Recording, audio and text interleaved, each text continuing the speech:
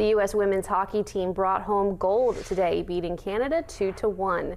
In Athens, the community rallied behind one of their own on the ice. Backup goalie Gwyneth Phillips, the first athlete from Athens to compete in the Winter Olympics.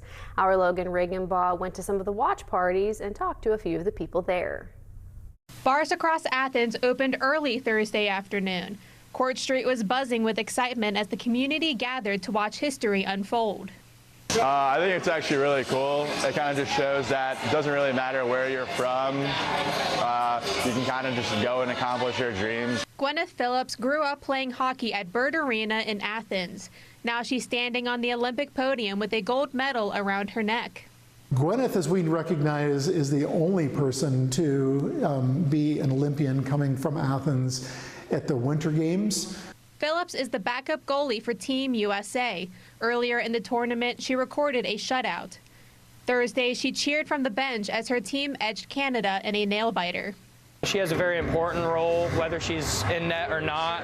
You know, you're on that bench, and that's just all the support that you can give your players and team. Signs and banners lined Court Street. Avalanche Pizza even renamed their Godzilla pie after her. The pride is palpable across this Appalachian town. As a people, we're resilient and we're proud of that. And I think absolutely Gwyneth is a piece of that heritage that is Southeast Ohio. Mayor Patterson says the city is planning a celebration parade when Phillips returns home. For now, Athens is basking in Olympic glory. All I'd really like to say is I'm just proud.